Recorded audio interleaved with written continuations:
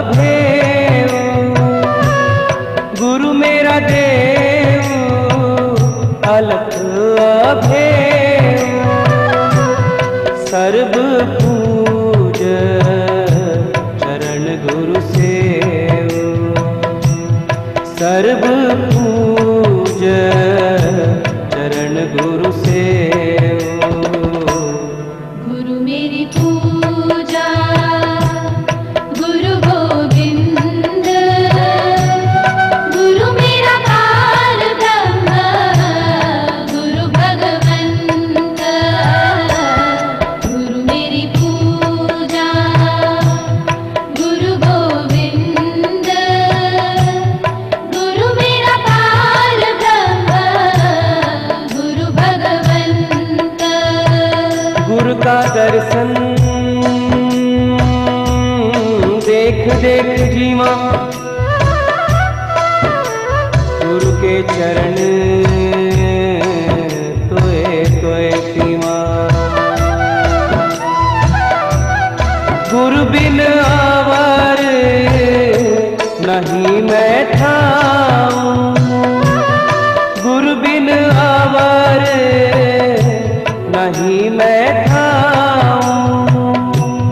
अन दिन जपऊं गुरु गुरु नाम, अन दिन जपऊं गुरु गुरु नाम।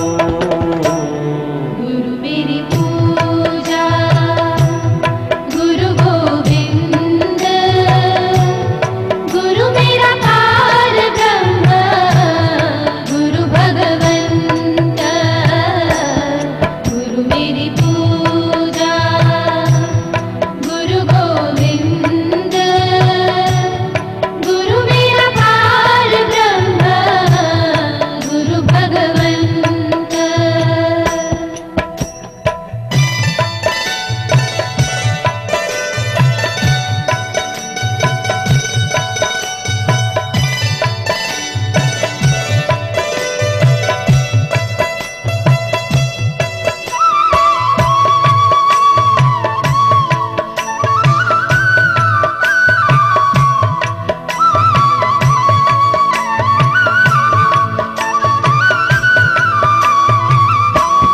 गुरु मेरा ज्ञान गुरु हृदय ध्यान, गुरु मेरा ज्ञान गुरु हृदय ध्यान। गुरु गोपाल पुरख भगवान, गुरु गोपाल पुरख भगवान। गुरु मेरी पूजा गुरु गोविंद, गुरु मेरा पार ब्रह्म गुरु भगवंत। गुरु मेरी पूजा गुरु गोविंद, गुरु मेरा पार ब्रह्म गुरु भगवंत। ऐसे गुरु को बल बल जाइए, ऐसे गुरु को बल बल जाइए। आप मुकत मोहे तारे, गुरु की शरण रहो कर जोड़, गुरु की शरण रहो कर जोड़।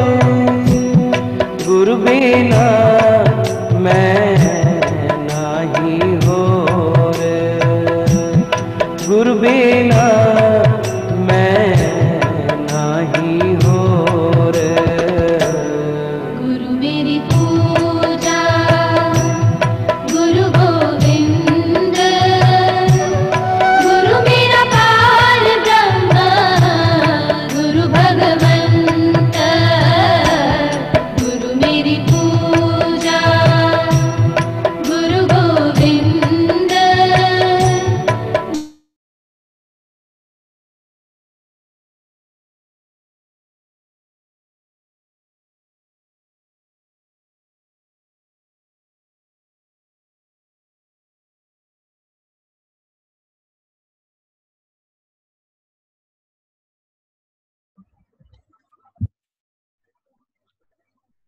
Is there Ma? Ma Poonam is there? No.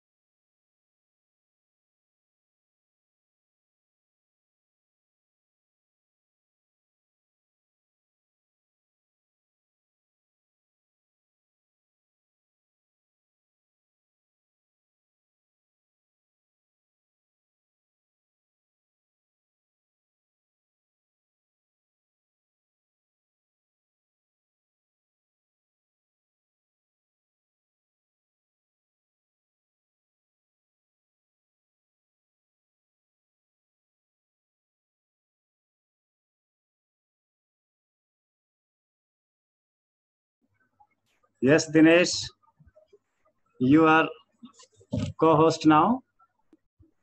Please.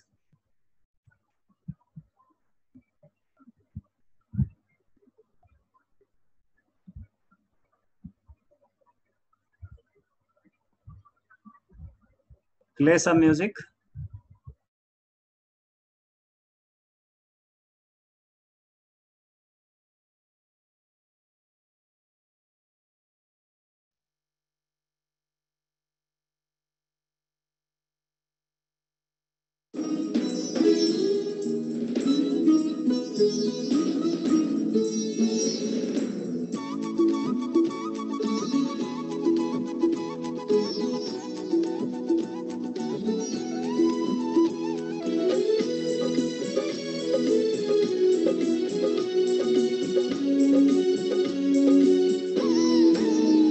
सूरज की तरह नभ में तुम जगमगाते रहना, सूरज की तरह नभ में तुम जगमगाते रहना, मेरे दिल में आके ओशो यूं ही मुस्कुराते रहना, मेरे दिल में आके ओशो यूं ही मुस्कुराते रहना, सूरज की तरह नभ में तुम।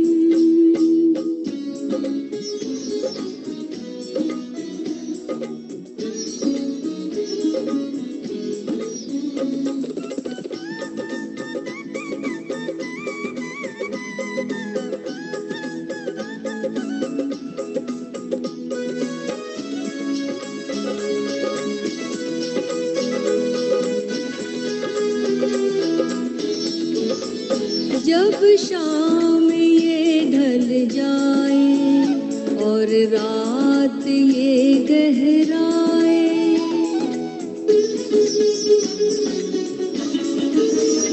जब शाम ये ढल जाए और रात ये गहराए, जब शाम ये ढल जाए और रात ये गहराए, जीवन में चांद बनकर तुम झिलमिलाते रहना, जीवन में चांद बनकर तुम झिलमिलाते रहना, सूरज की तरह नभ में तुम।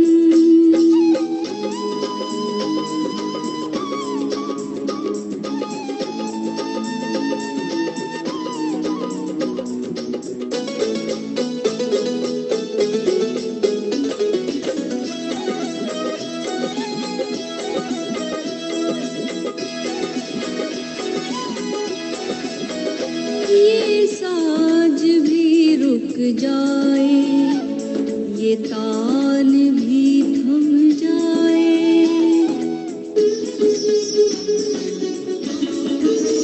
ये साज भी रुक जाए, ये तान भी थम जाए, ये साज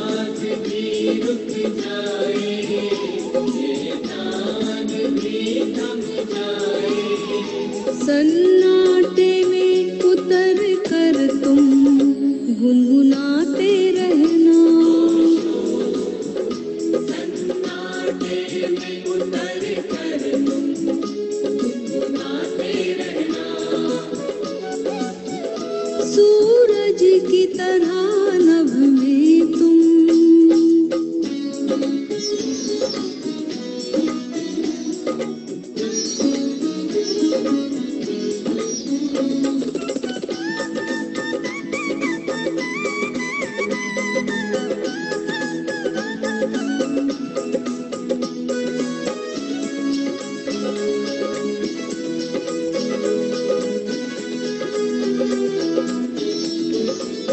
राहों में जिंदगी की गिर जाऊं गर कभी मैं।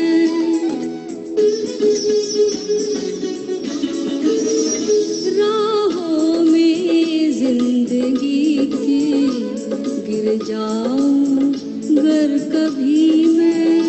राहों में जिंदगी की गिर जाऊं गर कभी मैं। बाँ पकड़ के गुरुवर मुझको उठाते रहना। बाँ पकड़ के गुरुवर मुझको उठाते रहना। सूरज की तरह नभ में तुम जगमगाते रहना। मेरे दिल में आके ओशो यूं ही मुस्कुराते रहना। मेरे दिल में आके ओशो यूं ही मुस्कुराते रहना। सूरज की तरह नभ में तुम जगमगाते रहना। मेरे दिल में आके ओशो यूं ही मुस्कुराते रहना। मेरे दिल में आके ओशो यूं ही मुस्कुराते रहना। मेरे दिल में आके ओशो यूं ही मुस्कुराते रहना। सूरज की तरह नभ में तुम।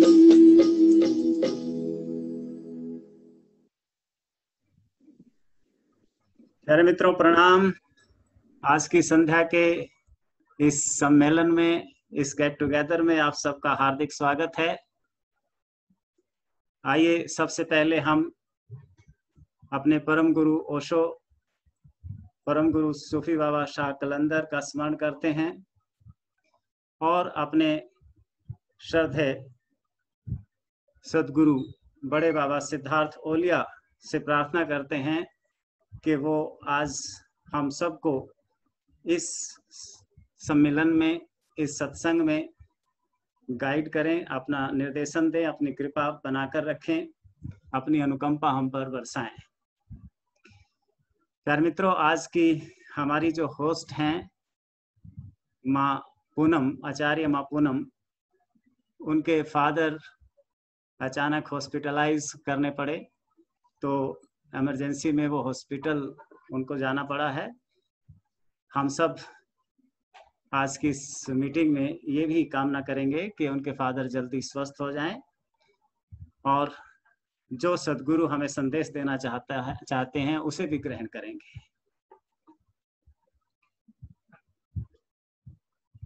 संबुद्ध सदगुरु कहते हैं, तुझको मालूम भी है कितने जन्म बीत गए बादे तलखिए अय्याम को पीते पीते।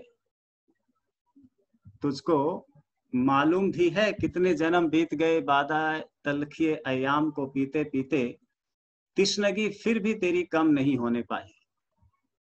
तिश्नगी प्यास, भूख, तिश्नगी फिर भी तेरी कम नहीं होने पाई।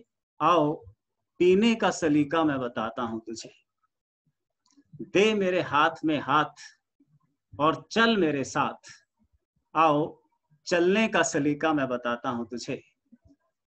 इश्क का पहला कदम ही है नबी मंजिल। इश्क का पहला कदम ही है नबी मंजिल। आओ जीने का सलीका मैं बताता हूं तुझे। जितने भी संबुद्ध सदगुरु हैं, परम गुरु ओशो हैं, सदगुरु सिख साहिबान हैं, सब के सब, हमारे बड़े बाबा सिद्धार्थ ओलिया जी हैं, सब जीने का सलीका हमें आ जाए इसके लिए प्रयासरत हैं। इसके लिए अपना पूरा जीवन वो न्यौछावर कर रहे हैं। आज का संत है, जीवंत गुरु है, या कि अतीत के वैदिक काल के आदिकाल से जितने भी सदगुरु हैं, इस बात को ही बार बार एम्फसाइज करते हैं कि तुम्हारी जो तिश्नगी है, तुम्हारी जो प्यास है, वो कब पूरी होगी? तुम कब सेटिस्फाइड, कंटेंटेड, हैप्पी, फुलफिल्ड महसूस करोगे? कब तक यूं ही अतृप्त जियोगे? इसी तिश्नगी को दूर करने के लिए वो अथक प्रयासरत है। और ये 1, 2, 3, 4 संतों ने नहीं, सभी संतों ने। महर्षि अष्टावक्र जनक को कहते हैं, हे जनक, कामना जैसी व्याधि नहीं, निष्कामना सी समाधि नहीं। कि मनुष्य की जो सबसे बड़ी व्याधि है, बीमारी है, वो तिश्नगी है, कामना है, अपेक्षा है। भगवान बुद्ध को ले लीजिए। भगवान बुद्ध कहते हैं, आनंद वासना दुष्पुर है।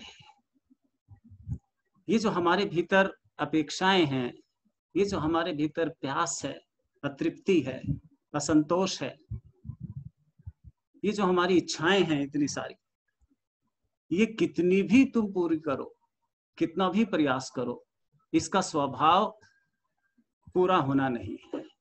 ये हमेशा अधूरी ही रहेगी। फिर मलूकदास जी हैं, संत मलूकदास जी कहते हैं, चाहा गई चिंता मिटी, मनवा बेपरवाह, जिसको कछु न चाहिए सोई शहंशाह। शहंशाह वो है, जीवन का आनंद, जीवन में मस्ती, जीवन में उत्सव उसके आएगा जिसकी चाह मिट गई, जिसकी तिश्नगी समाप्त हो गई, जिसकी प्यास मिट गई, जिसने अपनी प्यास को बुझाने का इंतजाम कर लिया। अब ये जो तिश्नगी है, ये जो प्यास है, ये क्या है, इस पर आज हम विचार करने को इकट्ठा हुए हैं। एक हिंदी के महाकवि भी कहते हैं कि जितनी प्यासी प्यास स्वयं है, हमारे बड़े बाबा बार बार इसका उदाहरण देते हैं, जितनी प्यासी प्यास स्वयं है उतना ही प्यासा है पानी। हर पानी की एक डगर है, हर प्यासे की एक कहानी। ये प्यास हमारी कहानी बन जाती है। ये प्यास क्या है, ये तिश्नगी क्या है, जो कि हमें उस सेटिस्फैक्शन तक, उस कंटेंटमेंट के लेवल तक, उस हैप्पीनेस तक नहीं पहुंचने देती जिसकी हम तलाश कर रहे हैं। तो मैं चाहूंगा हम सब इसमें कंट्रीब्यूट करें, अपना अपना मत दें और अंदाजा लगाएं कि ये क्या है तिश्नगी, ये प्यास कौन सी है, ये क्या अतृप्ति है जिसको अगर हम पूरा कर लें तो हम जीने का मजा लेना शुरू कर दें, जीने का सलीका आ जाए जो सदगुरु हमें सिखाना चाहते हैं। So who would like to contribute first? Dinesh ji से निवेदन करूंगा कि वो अनम्यूट कर देंगे जो मित्र इंटरेस्टेड होगा। ये तिश्नगी, ये प्यास, ये अपेक्षा क्या है, ये कसक क्या है आदमी के भीतर जो उसे सेटिस्फाई नहीं होने देती है? Anybody, please. let us make it an interactive session so that maximum. Yes. Yes, somebody is speaking. Unmute yourself.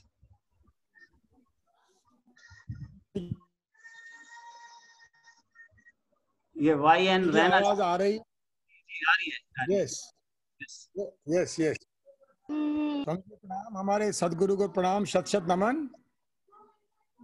Swami ji आवाज आ रही है? Yes, yes. आ रही है। स्वामी जी ऐसा लगता है कि हम एक जगह हम फिक्स नहीं है, हमारा लक्ष्य एक जगह नहीं रहता है, हमें क्या करना है। Right. अगर एक जगह हमारा लक्ष्य रहे, हमें परमात्मा को पाना है, इसके लिए हम क्या क्या करें, तो कहीं न कहीं तशनीकी पूरी होती है। लेकिन हम डाइवर्ट होते रहते हैं, हर पल में, हर घड़ी में हम कुछ और चाहते हैं, कुछ और चाहते हैं। फिक्स हम एक जगह नहीं रहते हैं स्वामी जी, इसलिए हमारी तशनीकी को पूरा करने के लिए कभी ऐसा कोई वो बनता ही नहीं है स्वभाव। Right, right. ये मानना है इसमें स्वामी जी। हाँ, परम गुरु ओशो एक वाक्य सुनाते हैं इसी संबंध में कि मुल्ला नसरुद्दीन और चंदूलाल दोनों दोस्त थे, दोनों प्रार्थना पूजा में भी विश्वास रखते थे भगवान में। तो एक दिन दोनों खजूर के पेड़ पर चढ़े थे खजूर तोड़ने के लिए, और अचानक टहनी टूट गई, दोनों गिरने लगे, फिसलने लगे। तो मुल्ला ने परमात्मा से, अल्लाह से प्रार्थना की कि हे अल्लाह। जी प्लीज। हाँ, तो ओशो ने कहानी सुनाई है कि मुल्ला नसरुद्दीन और जो चंदूलाल थे वो यात्रा पे थे, हवाई जहाज अचानक क्रैश हो गया मान लो। तो दोनों जब नीचे गिरने लगे तो मुल्ला नसरुद्दीन ने भी प्रार्थना की और चंदूलाल ने भी प्रार्थना की। चंदूलाल खजूर के पेड़ पर अटका और खूब सारी उसे चोट लगी, बुरी तरह घायल रोता हुआ, और मुल्ला नसरुद्दीन सुरक्षित जमीन पर लौट आया। उसका जो पैराशूट था ठीक काम किया और आसानी से लौट आया, और वो और भी परमात्मा के प्रति अहोभाव से भर गया। बाद में मुल्ला ने चंदूलाल से पूछा कि चंदूलाल, तूने परमात्मा से प्रार्थना नहीं की? मैं तो देखो सुरक्षित हूं, मैंने अल्लाह को कहा और मैं बिल्कुल ठीक ठाक उतर आया, अल्लाह ने मेरी मदद की।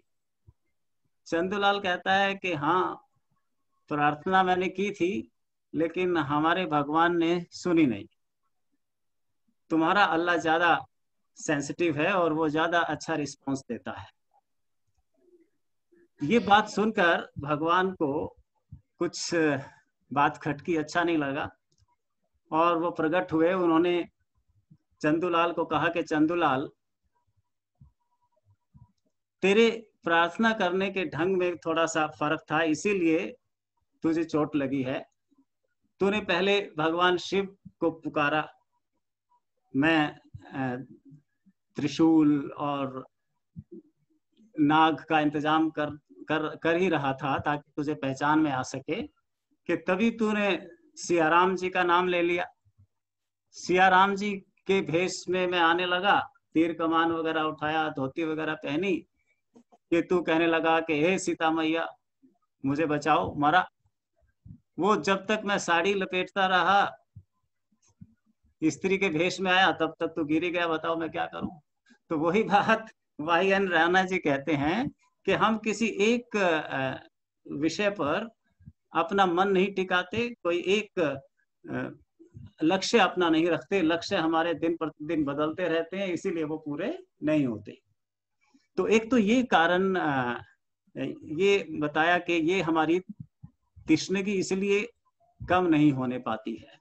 लेकिन हम अभी ये नहीं जानने की कोशिश कर रहे हैं कि ये तिश्नगी पूरी क्यों नहीं हो रही है।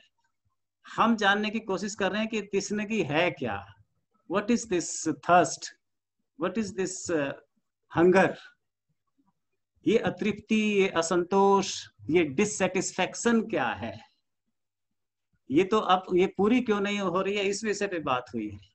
ये डिससेटिस्फैक्शन है क्या जो हमें बेचैन करती है? जब इसकी पहचान होगी तभी इसका इलाज होगा। Diagnosis is the treatment. तो ये तृष्णा कौन सी है, क्या है ये अतृप्ति, इस पे विचार करें पहले, फिर इसको दूर करने का उपाय मिल जाएगा। पहले बीमारी का पता चले तो फिर उसका इलाज होना आसान है। यहाँ भारत में कहते हैं कि अगर पता हो सिर में दर्द है तो दवाई तो पान की दुकान वाला भी, किराने की दुकान वाला भी दे देता है सिर के दर्द की, है ना। तो हम ये तृष्णा कौन सी बीमारी है, पहले इस विषय पर विचार कर रहे हैं। What is this thirst, what is this dissatisfaction, ये तृष्णा है क्या? एनीबॉडी? ऐसा लग रहा है कि हम अपने आप को स्वामी जी जानते नहीं हैं। अपने आप को जानते नहीं है, अपने आप को जानने जी। अगर जान पाते तो शायद तृष्णा नहीं रहती। राइट, हमें पता नहीं हम क्या है जी। और मित्र? प्रणाम स्वामी जी। जी हाँ जी, सुनीता पॉल जी। हाँ जी, हाँ जी, आपके चरणों में प्रणाम, बाबा के चरणों में प्रणाम स्वामी जी। मुझे लगता है कि इस सबकी तृष्णगी की जो है, इसकी जड़ कामना ही है। जो हमारा मन है वो हमेशा और की मांग करता रहता है। जब तक हम मन के तल पर जिएंगे तो हम और की मांग करते जाएंगे, क्योंकि और की मांग, यहाँ पे कुछ संकेत है। और कोई इसको स्पष्ट करना चाहेगा? बहुत सुंदर माँ, thank you. Okay Swami ji, welcome. इसमें संकेत मिल गया, हमें हिंट मिल गया। माँ का जो आंसर है वो काफी नजदीक है। इसको और कोई स्पष्ट करे प्लीज, एनीबॉडी? ये तृष्णगी, ये प्यास, ये अधूरापन, ये कसक कैसे जाहिर होती है हमारी, कहाँ इसको हम महसूस करते हैं? स्वामी जी, मैं बोलूं? शीतल, प्रणाम आपको। प्रणाम। हाँ जी। स्वामी जी, जैसे मतलब अगर देखिए, वो बात सही है कि एज के साथ ना तो मैच्योरिटी होती है, एज के साथ हमारे एम्स गोल्स भी बदलते रहते हैं, वो भी जरूरी है। पढ़ना भी जरूरी है, नौकरी पाना भी जरूरी है, फिर हम चाहते हैं सेट हो जाए, एक लाइफ सी भी, मैरिज भी हो जाए, नौकरी मिल जाए, ताकि एक है ना मतलब लेवल आ जाए जीवन का, वो भी जरूरी है। अच्छा, फिर वो आते आते तब हमें पता चलता है अरे क्या है कि हमने जो सेट किया था वो तो मिल गया, फिर भी कुछ बाकी है। तो है ना, जैसे हमें पढ़ाई करवाई जाती है ना सिलेबस की, शुरू से पहली क्लास से, कि उसका एक सिलेबस होता है। ऐसे ही मतलब अगर हमें अपने सेटिस्फेक्शन का, शांति का, पीस का, कि और भी कुछ है जिसको हम पा सकते हैं, और वो भी जरूरी है लाइफ में, जो हमारा गोल नहीं होता तो वो भी गोल साथ साथ चलना चाहिए, ताकि आभास हो इंसान को कि जीवन तो जी रहे हैं लेकिन आनंद पीछे ना छूटे। Very good. देखो, दोनों माओ ने, सुनीता पॉल और शीतल ने उसको छुआ है। वो तृष्णगी, वो प्यास क्या है हमारे अंदर, आओ उसको स्पष्ट करते हैं। मतलब जैसे ना, अगर आपको मिल भी गया और आप उसको सेलिब्रेट नहीं कर पा रहे, सेलिब्रेट करवाएगा कौन? मतलब जो हमें शांति का एहसास करवाएगा, आनंद का, परिपूर्णता का, तो वो भी चीज पैरेलल चलनी चाहिए ना। लाइफ तो कंप्लीट ही होती है, तब भी उसको कंप्लीट मानेंगे। देखो, मिल तो सारा जाता है, फिर भी भूखे हैं किसी चीज के। जी जी जी है जो मतलब आनंद कह लो, पीस कह लो, परमात्मा कह लो, आत्मा कह लो, शांति कह लो, कितने ही नाम दे लो। राइट माँ, थैंक यू वेरी मच। देखो, जहां भी हम हैं, जो भी हैं और जैसे भी हैं, no matter what we do, who we are, where we stay, each and every one of us has this feeling. कहीं भी हम हैं, कैसे भी हैं, कितने भी बड़े पद पर हैं, कुछ भी करते हो, हम सब में एक ये कसक रहती है, ये अतृप्ति रहती है कि अभी मैं वो नहीं कर पाया हूं जो करना चाहता था। I have not yet become as I wanted to be. जैसा मैं होना चाहता था वो नहीं हो पाया। जो मैं महसूस करना चाहता था, जैसी हैप्पीनेस, जैसी कंटेंटमेंट, जैसी तृप्ति मुझे अनुभव में आनी चाहिए थी, वो नहीं आ पाई। यही बात है ना, सबको जो जहां भी है, जो भी कर रहा है, ये बात महसूस होती है कि अभी वो बात नहीं बनी। ओशो महर्षि टैगोर का एक संस्मरण सुनाते हैं कि जब वो मरने लगे तो बहुत सारे पत्रकार उनके पास, उनका इंटरव्यू, बड़ी हस्ती, भारत के नोबेल प्राइज विनर, उस समय तो संभवतः अकेले ही थे, उनसे पहले शायद एक को मिला हो, शायद महर्षि अपने एक साइंटिस्ट को, रमन को।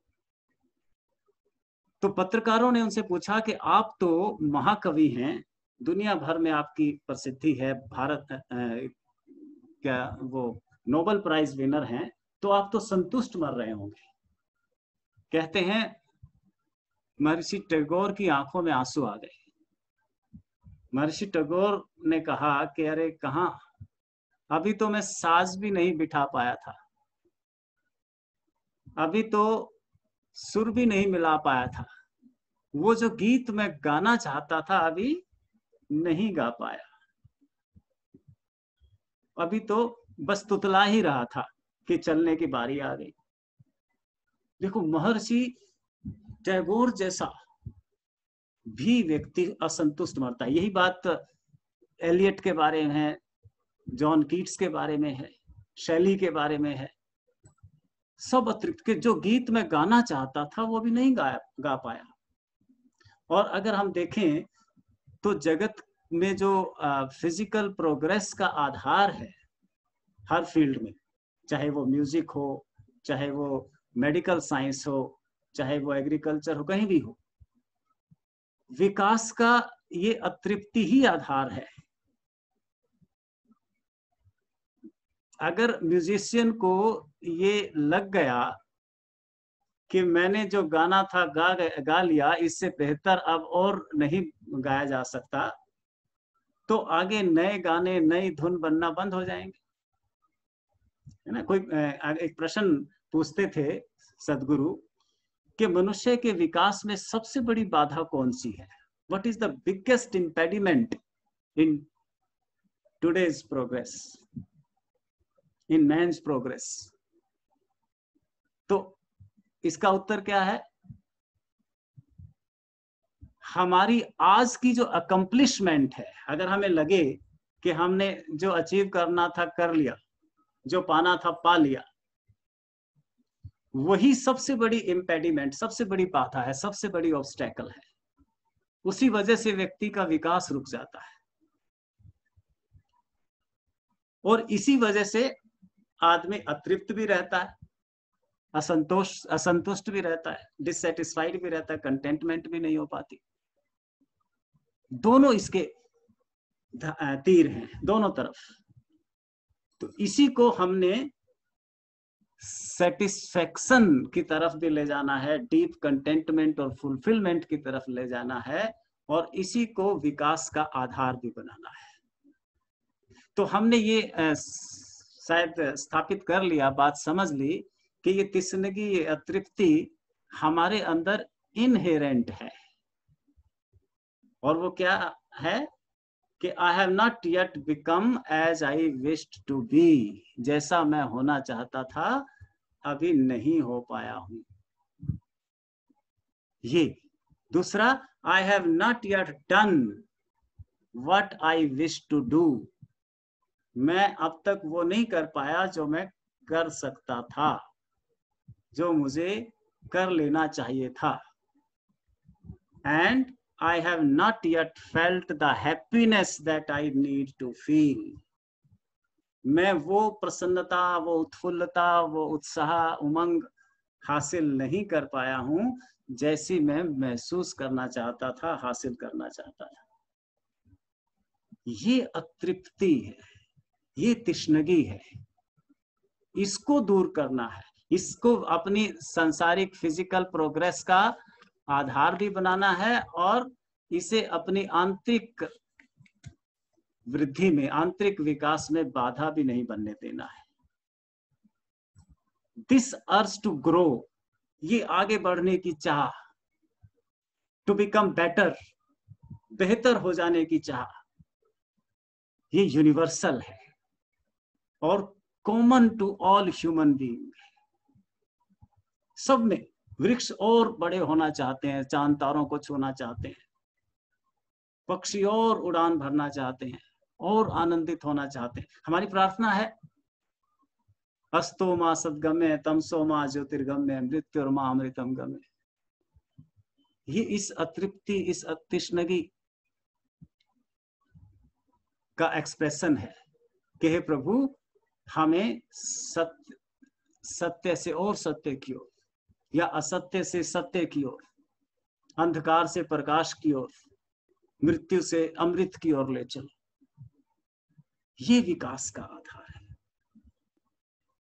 तो ये ग्रोथ कौन सी है, ये सफलता जो कि हमें संतुष्टि देगी, हमें हैप्पीनेस लाएगी, what is this growth, this satisfaction, this success, इस पे विचार करें ताकि ये तृष्णगी, ये प्यास हमारे बाहरी संसार को भी संवारे, निखारे और हमें भीतर से भी तृप्त कर जाए।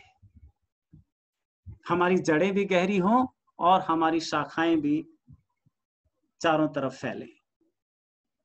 हम जीने का मजा भी संसार में भी ले सकें और भीतर आत्म संतोष को भी उपलब्ध हो सकें, अध्यात्म का भी हमें मजा आए, जोरबादी बुद्धा जिसे ओशो कहते हैं, दोनों तरफ। तो व्हाट इज दिस ग्रोथ, ये ग्रोथ क्या है जो हमें सफलता की तरफ ले जाएगी, संतुष्टि की तरफ, हैप्पीनेस की तरफ ले जाएगी। कैसे ग्रोथ करें, what is this growth, this satisfaction की अगर हमें अब परिभाषा पता चल जाए, तृष्णगी की पता चल गई कि हमारे अंदर इनहेरेंट है, हम और सुंदर और बेहतर करना चाहते हैं, होना चाहते हैं और फील करना चाहते हैं। तो ये ग्रोथ क्या है, अब इस पर कुछ विचार करें। व्हाट इज दिस ग्रोथ, ये तरक्की, ये प्रोग्रेस जो हमें वहां ले जाएगी जहां हम जाना चाहते हैं। इसी में से जो अभी हमने डिस्कस किया है, इसी में से इसका सॉल्यूशन निकल सकता है, इसी में इनहेरेंट है, इसी में छिपा हुआ है। ये सफलता, ये संतुष्टि, ये हैप्पीनेस क्या है जिसकी हम तलाश में हैं, जिससे ये तृष्णगी हमें कचोटेगी नहीं। कोई नए मित्र बताएं।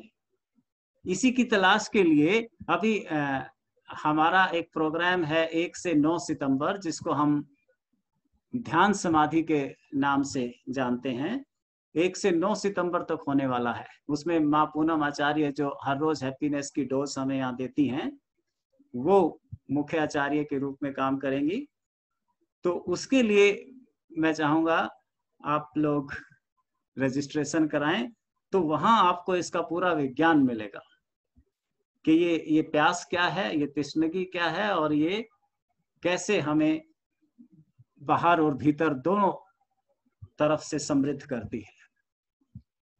हम संसार में भी आनंदित जीवन जी सकते हैं और हम भीतर का भी मजा ले सकते हैं। एक दूसरा, एक जो इस तृष्णगी को एकदम सटीक रूप से पहचानेगा भी और इसको दूर भी करेगा, वो एक सेशन हमारा अभी संडे को है, वन डे, उसका जो टॉपिक है वो है द पावर ऑफ एक्सेप्टेंस। वो होने जा रहा है इस रविवार को 23 अगस्त को। वहां इसको हम विस्तार से जानेंगे, समझेंगे। तो उसी ग्रोथ की, उसी सफलता की, उसी हैप्पीनेस की अब हम पहचान करें कि वो क्या है, ताकि मिले तो हम एक महसूस कर सकें कि यस दिस इज इट, ये है वो जिसकी मुझे तलाश थी, और फिर हम उत्सवमय जीवन जी सकें। तो व्हाट इज दिस ग्रोथ? कोई कंट्रीब्यूट करना चाहेगा, नया मित्र? 1 से 9 सितंबर किसी मित्र ने, आशुतोष जी ने भी ये हमें याद दिलाया है। 1 से 9 सितंबर तक ध्यान समाधि है, और अभी 23 अगस्त को हमारे पास पावर ऑफ एक्सेप्टेंस का एक वन डे प्रोग्राम है। ये ग्रोथ जिसकी हम बात कर रहे हैं, जिस सेटिस्फेक्शन की बात कर रहे हैं, शीतल माँ काफी कर चुकी हैं शेयरिंग। कोई नया मित्र कोई? और यस, मधु जी हैं, Madhu Mitra. Yes please unmute yourself. हाँ जी, प्रणाम स्वामी जी। मेरे हिसाब से जो हमारी आध्यात्मिक उन्नति है, यस, अगर हम आध्यात्मिक उन्नति की तरफ बढ़ते हैं तो उससे हमारा संसारिक और आत्मिक संतुष्टि दोनों हो जाती हैं। जैसे आप ध्यान समाधि की बात कर रहे हैं, ध्यान समाधि में जैसे हमें नाच सुनाया जाता है, नूर के बारे में बताया जाता है, जब हम उसकी तरफ अग्रसर होते हैं तो हमारे लिए संसारिक वस्तुएं जो एक तरह से तुच्छ हो जाती हैं, उनके लिए हमारा जो ध्यान है वो कम हो जाता है। तो उससे हमें उसमें भी संतुष्टि मिलती है और आत्मिक संतुष्टि भी मिलती है। जी, राइट। Anybody else? माँ शीतली, संक्षेप में, चलो बिल्कुल संक्षेप में बोलना है ताकि और हाँ मित्र। जी स्वामी जी, जैसे ना ये जो बाहर का संसार है ये बहुत जरूरी है कॉन्ट्रास्ट के लिए। पता है हमें ना, आप ये मत सोचना कि मैं ज्यादा समाधि कर रखी है, तो मैंने इतनी नहीं कर रखी समाधि। और मेरी शुरुआत भी बिल्कुल नहीं है। मेरे को नया साधक ही मानो, मैं पुरानी नहीं हूँ। मेरे अपने फंडे हैं, बल्कि जो मुझे समझ आता है मैं वो बोल रही हूँ, मैं सीखा हुआ नहीं बोल रही। तो स्वामी जी ये है कि ये जो बाहर का संसार है ना, ये बहुत जरूरी है। सफलता किसे कहते हैं माँ? ये संतुष्टि क्या है जो हम अचीव करना चाह रहे हैं? अब पता है क्या, पहले तो है ना हमें पता ही नहीं होता। हम है ना, जो हमारी शिक्षा है या जो हमें पता है वो हम बाहर में संसार में अचीव करते हैं। और वो हमें, सबसे बड़ी बात है, बाहर की अचीवमेंट हमें दिखती है, उसको नाप सकते हैं, उसको दिखा सकते हैं, वो सबको पता चल जाती है। कोई है ना हमें उसका पता बता दे कि कुछ संतुष्टि अंदर भी है। चीजों के माध्यम से गोल अचीव करने से क्या क्या मिलता है जिसको हम ग्रोथ कह सकते हैं, फिर सफलता कह सकते हैं? What is that? देखिए, संसार में भी सुख है, संसारिक चीजों को पाने से सुख मिलता है। कोई ये बता दे कि ऐसा कुछ भीतर भी है, कोई पता बता दे, मोड़ दे उस ओर, तो वहां जब हमें उसका स्वाद लगना शुरू होता है ना, तो करके ही पता चलता है। तो उसमें जैसे उसको चाहे ध्यान कह लो, चाहे समाधि कह लो, चाहे आंखें मूंदना कह लो, चाहे मेडिटेशन कह लो, चाहे शांत होना कह लो, थोड़ी देर के लिए बैठना, उससे जुड़ जाना। जी, थैंक यू माँ। Next anybody please. Swami ji मैं कुछ कहूँ? हाँ जी, हाँ जी। डॉक्टर सुनीता पॉल। जी, डॉक्टर सुनीता पॉल। हाँ, स्वामी जी, जैसे हमने पूरा अपना निष्ठा से अपना पूरा कर्म किया, जितना हम कर्म कर सकते हैं जो किसी भी चीज को प्राप्त करने के लिए, वो करा। और जो हमें हासिल हुआ, जब हम उसकी तरफ देखते हैं, उसके प्रति अभाव से भरते हैं, अपना पूरा स्वयं धर्म का पालन करने के बाद जो भी फल मिलता है उसको हम स्वीकार करते हैं अहोभाव के साथ, तो हम तृप्त हो जाते हैं।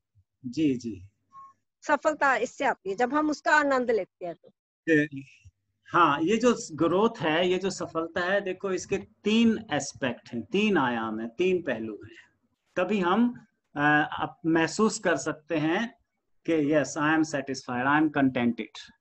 उस 3 में अभी हमने जिक्र भी किया था, उसको पहचानने में जब तृष्णगी की पहचान कर रहे थे, डिफाइन कर रहे थे, इस्टेब्लिश कर रहे थे कि ये प्यास क्या है, उसी से इसकी पहचान होती है कि सफलता और ग्रोथ क्या है, फुलफिलमेंट क्या है।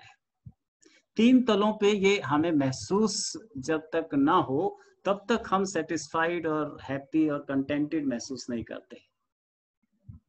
वो 3 तल क्या है? नंबर 1, पहला, हम में से हर कोई शांति महसूस करना चाहता है, प्रफुल्लता को महसूस करना चाहता है, संतुष्टि को महसूस करना चाहता है। हमारे बड़े बाबा इसको बहुत अच्छे से डिफाइन करते हैं, संतोष को और तृप्ति। जो सामान्यतः संतोष समझा जाता है महात्मा गांधी वाला, मजबूरी के आप जैसे वो लोमड़ी वाला कि अंगूरों तक पहुंच नहीं है तो इसलिए अंगूर खट्टे हैं, या जितना मैं कर सकता था कर लिया और अपने बस की बात नहीं, हम संतुष्ट हैं, लोग कहते हैं इस तरह से। बड़े बाबा कहते हैं संतोष का मतलब है, जो संतोष थोड़ा सा हासिल करने जैसा है, संसार में जो तृप्ति देने जैसा है, कि जो हमारे पास है वही खास है, जो है उस पर नजर संतोष है, और जो है उसको एंजॉय करना, उसको रेलिश करना, उसके लिए अपने को भाग्यशाली समझना, उसे प्रभु का प्रसाद समझना, उसका मजा लेना तृप्ति है।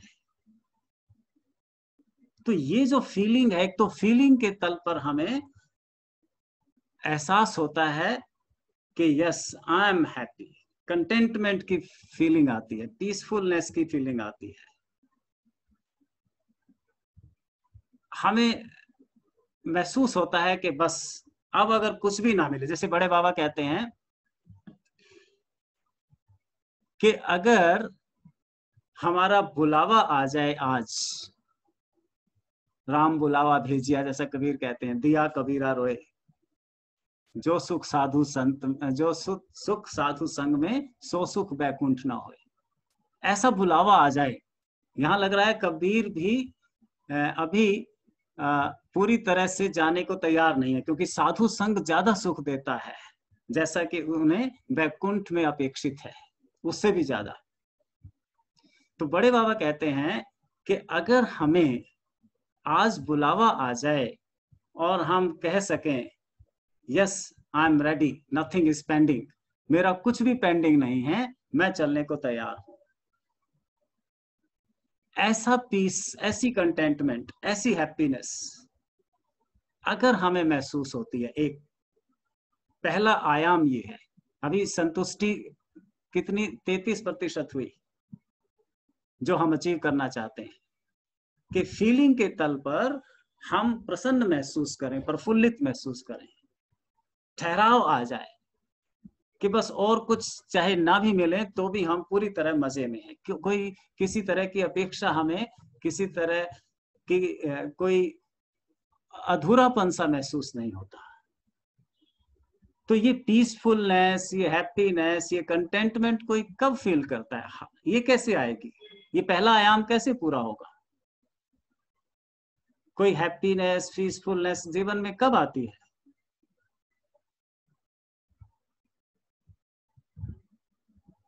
कब आएगी? कब हम महसूस करते हैं? टू बिकम गुड, जब हम अच्छे बनते हैं, अच्छे होते हैं, जब हमें लगता है I am good, I am being loved, I am wanted, कोई मुझे प्यार करने वाला है, मैं अच्छा हूं। अगर मैं अच्छा हूं, to be the best human being, मैं एक अच्छा वर्जन आदमियत का जब जीने लगता हूं, जब मुझे लगता है कि मैं बहुत अच्छा हूं अपने संबंधों में, अपने कामकाज में, अपने रिश्ते नातों में, तो मुझे हैप्पीनेस, पीस, कंटेंटमेंट महसूस होती है। जैसे हम देखें, हर कोई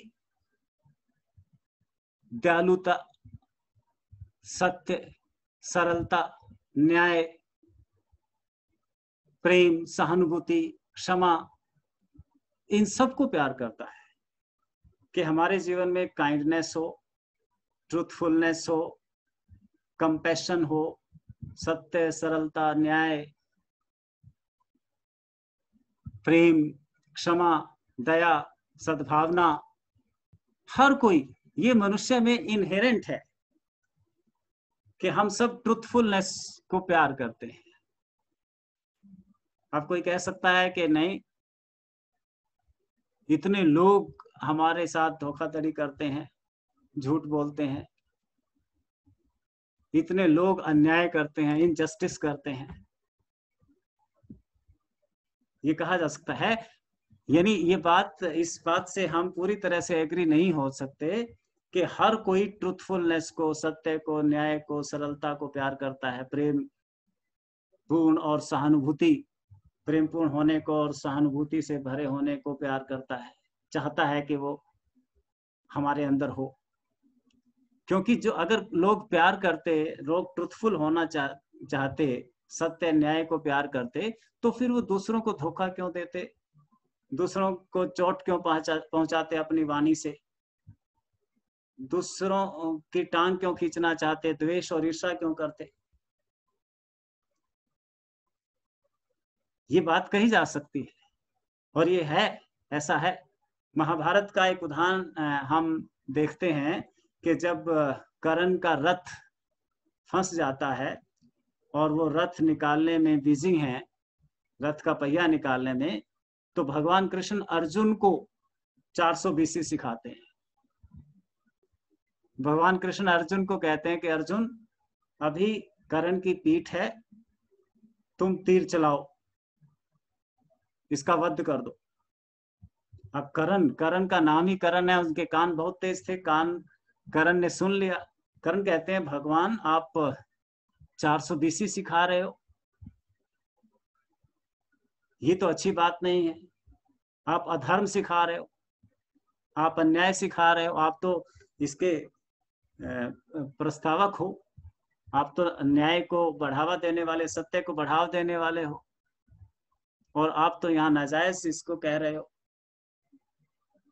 तो भगवान कृष्ण ने कर्ण को कहा कि कर्ण, तुम मुझसे सत्य की, न्याय की, ट्रूथफुलनेस की अपेक्षा कर रहे हो, तुम स्वयं देखो तुम किसका साथ दे रहे हो, अधर्म का साथ दे रहे हो, अन्याय का साथ दे रहे हो, हर मामले में पग पग पर तुम अधर्मी दुर्योधन का साथ दे रहे हो। ठीक ऐसे ही परम गुरु ओशो कहते हैं कि हम सब चाहते हैं कि लोग ट्रूथफुल हों, लोग काइंड हों, लोग दूसरों के प्रति दया भाव से भरे हों, लोग सत्य बोले, हर कोई चाहता है। क्योंकि अपने प्रति वो अवेयर नहीं है, इसीलिए अपने में भूल जाते। इसीलिए कह रहे हैं, सफलता की डेफिनेशन देते हुए संबुद्ध चंद, कि पहले तो हमें महसूस हो कि हम पीसफुल, कंटेंटेड और फुलफिल्ड हैं, संतुष्ट हैं। दूसरा, हम ये कैसे महसूस कर पाएंगे, जब हम होंगे, बनेंगे, जब हम बन जाएंगे, सत्यवादी हो जाएंगे, जब हम हैप्पी हो जाएंगे, तब। So to feel good, to be good. और तीसरा आयाम है टू डू गुड। जब तक हम करते नहीं कुछ अच्छा, तब तक हमें वो संतुष्टि, वो संतोष उपलब्ध नहीं होता जिसकी हम तलाश में हो। चाहे वो धार्मिक स्पिरिचुअलिटी वाला संतोष हम कहें, चाहे वो संसार में उपलब्धि वाला संतोष कहें। हमारा जो कृत्य है वो फ्रूटफुल जब तक नहीं है। सपोज मैं ये सेशन कर रहा हूं और अगर मैं अपनी बात कहने में सफल नहीं हो पा रहा, आपको कन्वे नहीं कर पा रहा हूं टोटल, तो मुझे वो कंटेंटमेंट, वो संतुष्टि नहीं होगी जिसकी मैं तलाश में था।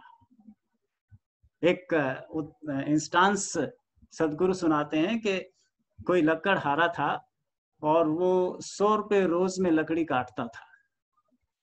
एक सामाजिक वैज्ञानिक, समाज वैज्ञानिक, एक मनोवैज्ञानिक जो मनुष्य के व्यवहार का अध्ययन कर रहा था, उसने उसको ऑफर किया कि भाई मैं तुम्हें हर रोज का 200 रुपया दूंगा, तुझे 100 मिलते हैं, डबल दूंगा, तुम चलो मेरे यहाँ काम करना, मेरे यहाँ आप लकड़ी काटने का काम करना। तो आदमी तो बहुत संतुष्ट हुआ, उसे तो बहुत अच्छा लगा कि एकदम डबल तनख्वाह मेरी हो गई। जी जरूर। तो उस मनोवैज्ञानिक ने कहा कि लेकिन मेरी एक शर्त है कि आप जो है लकड़ी शार्प एज की तरफ से नहीं काटोगे, जो पैना तरफ है कुल्हाड़ी का उसकी तरफ से नहीं, the opposite portion, the round portion of the x, x का जो राउंड पोर्शन है पीछे की तरफ से, उधर से आप लकड़ी काटोगे। उसको लगा तो अटपटा, लेकिन फिर कहा कि चलो जरूर ट्राई करते हैं। तो वो ले गया उसे और उसे राउंड की तरफ से, कुल्हाड़ी की उल्टी की तरफ से, जिस तरफ से वो पैना नहीं होता, लकड़ी में डला होता है, उस तरफ से वो पेड़ काटना शुरू किया। अब हम जानते हैं कि उस तरफ से तो पेड़ बिल्कुल भी नहीं कटेगा। उसने घंटा 2 घंटा काटने की कोशिश की, नहीं कटा।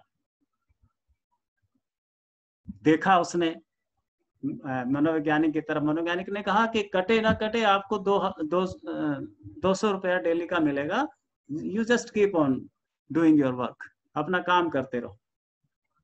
उसने कहा ठीक है। 1 दिन लगा, 2 दिन लगा, तीसरे दिन आकर उसने कुल्हाड़ी लाके पटक दी कि मुझसे काम नहीं होता। उसने कहा क्यों, आपको पैसे नहीं मिल रहे हैं? आपको पैसे मिल रहे हैं, आपको मैं डिमांड कर रहा हूं कि ये काटना ही है, ये आज इतना काम होना ही चाहिए था। तो वो लकड़हारा कहता है कि नहीं, आप कुछ नहीं कह रहे हो और आप पैसे भी दे रहे हो, लेकिन मुझे संतुष्टि नहीं हो रही है। I want to see the chips flying. जब मैं पेड़ काटूं तो इसकी जो चिप्स हैं वो मैं छिटकते हुए देखना चाहता हूं। जब तक मेरा काम प्रोडक्टिव नहीं है, जब तक मेरे काम से कुछ डिफरेंस नहीं आता है, तब तक मुझे संतोष नहीं होगा, मजा नहीं आता। ऐसा हमारा मन है, ऐसा हमारा व्यवहार है। ऐसा जब तक हम नहीं हो जाते तब तक संतोष, जैसे हम जो भी कर रहे हैं जब तक वो प्रोडक्टिव नहीं है, हम 2 दिन करेंगे, 4 दिन करेंगे और फिर उसे छोड़ देंगे, निराश हो जाएंगे। ये चीज हमें संतुष्टि लाएगी। अब 3 एस्पेक्ट इस संतुष्टि के हो गए। पहला, हमें अच्छा महसूस करना। दूसरा, अच्छा होना। और तीसरा, अच्छा करना। इसी को हमारे बड़े बाबा सदगुरु सिद्धार्थ ओलिया आध्यात्मिक अर्थों में बताते हैं, जिसे वो सहज योग कहते हैं। पहला जो टू फील गुड है, उसे वो भक्ति योग के माध्यम से, भगवान कृष्ण भी उसे भक्ति योग कहकर समझाते हैं पूरे विस्तार से। और दूसरा जो टू बी गुड है, उसे ज्ञान योग, ध्यान योग के माध्यम से समझाते हैं। और जो टू डू गुड है, वो कर्म योग, संसार में निष्काम कर्म योग, अपने मजे के लिए। जब तक मुझे मजा नहीं आता काम करने का, जब तक मेरा काम मुझे प्रोडक्टिव नहीं लगता, जब तक मुझे नहीं लगता कि मेरे काम से कुछ डिफरेंस क्रिएट हो रहा है, तब तक मैं संतुष्ट नहीं होता। ये तीनों आयाम जब तक पूरे नहीं होते, मैं संतुष्ट नहीं होता। मुझे महसूस भी अच्छा होना चाहिए, मुझे ये भी लगना चाहिए कि मैं अच्छा हूं, मैं अच्छा हूं, आई एम गुड। और तीसरा, मेरा काम जो है वो डिफरेंस क्रिएट करे, उसमें प्रोडक्टिविटी हो, वो कुछ सिग्निफिकेंस रखता हो, उससे लोगों के जीवन में और मेरे जीवन में कुछ प्रोग्रेस हो, तब मुझे पता चलता है कि मैं संतुष्ट हूं। ये तो प्रज्ञा के तल पर, समझ के तल पर अगर मैं ठीक से कन्वे कर पाया हूं, संतुष्टि का उपाय है। लेकिन ये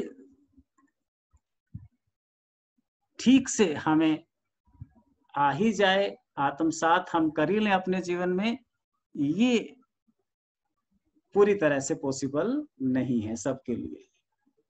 तो ऐसा कौन सा फार्मूला फिर, जब संत देखते हैं कि ये तो हम समझा ही रहे हैं, ये तो सारे ग्रंथों में लिखा ही हुआ है, ये तो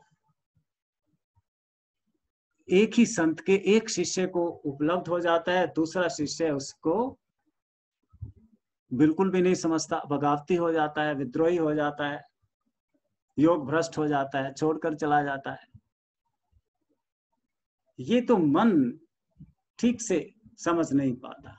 तो ऐसा कौन सा श्योर एंड शॉर्ट फार्मूला है जिससे ये सबको समझ में आ जाए, सबके भीतर ये घर कर ले, सब इसको आत्मसात कर ले? वो फार्मूला क्या है? What is the formula for such life of deep contentment, fulfilment and happiness? Guess, आप गैस करें। वो संतों ने बताया है, उसके लिए हर रोज वो प्रयास करते हैं कि इस समझ और प्रज्ञा के अलावा और कौन सा तरीका है जिसके माध्यम से वो हमारी तृष्णगी को, हमारी प्यास को बुझाते हैं, संतुष्ट करते हैं। विमला पन्नू जी कुछ कह रही हैं। हाँ जी, विमला पन्नू जी। हाँ जी, वो कौन सा श्योर एंड शॉर्ट फार्मूला है जिससे, हाँ जी, आपकी आवाज नहीं आ रही। हाँ जी,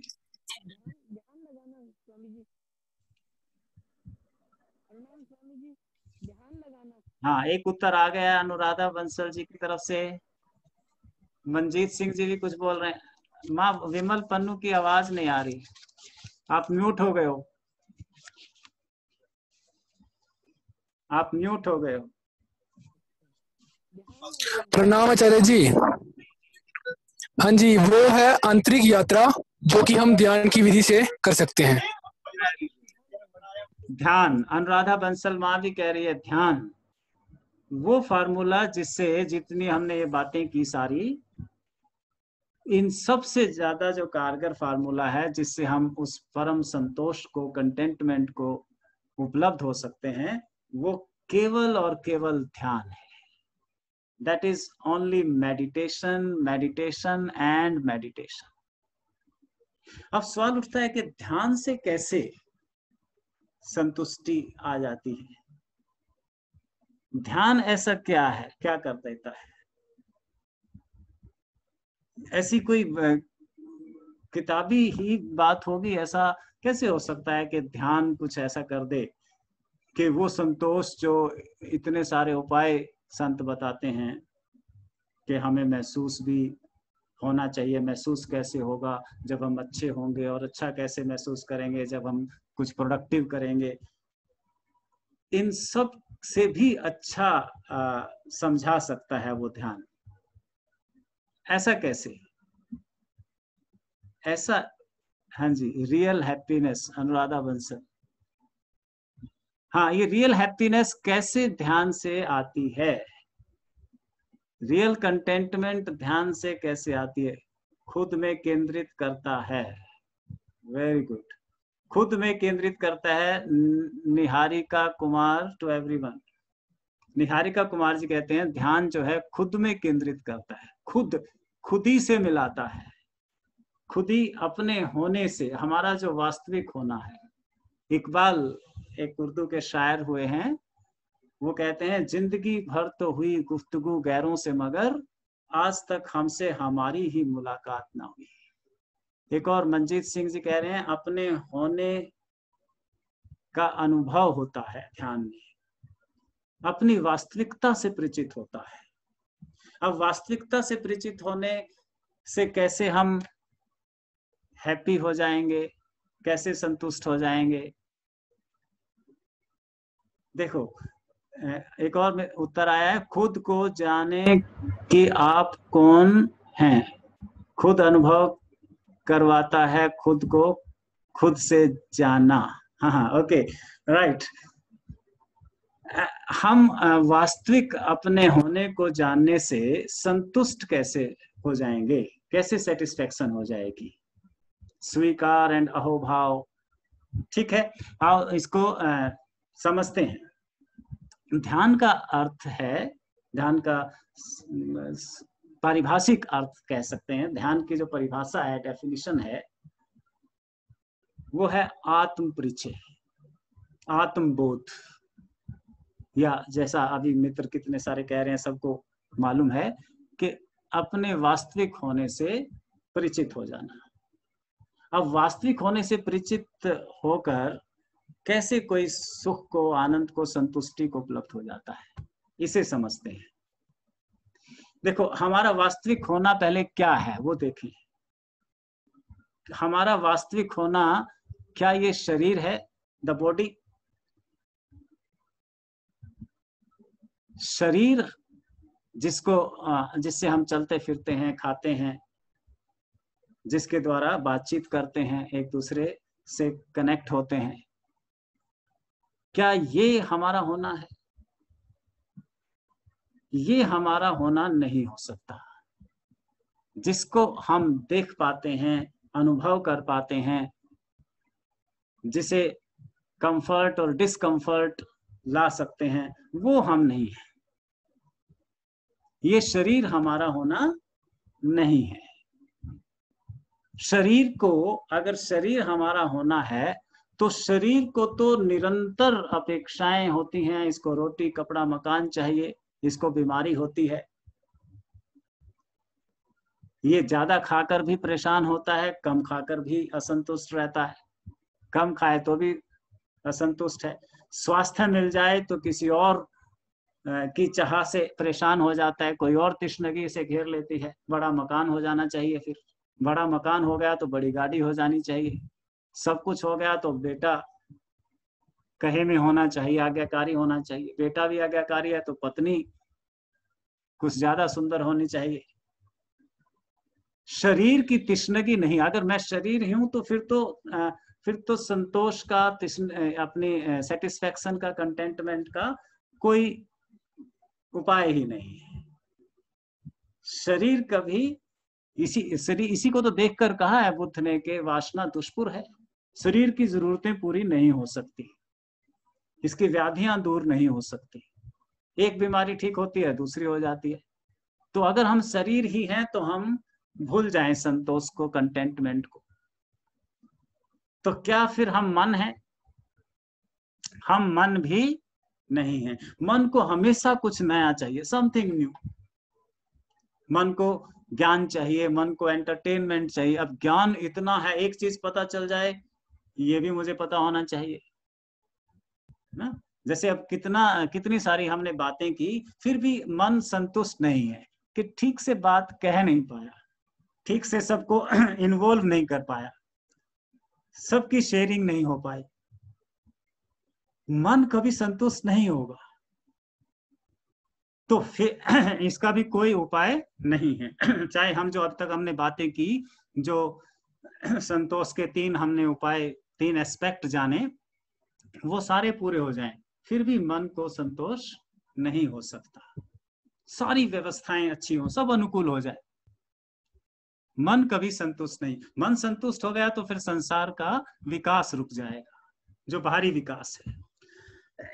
जैसे हमने अभी पीछे देखा था कि म्यूजिक के फील्ड में कोई प्रोग्रेस नहीं होगी। अगर म्यूजिशियन को लगा कि जो गाया जा सकता था, बजाया जा सकता था, बजा लिया गया।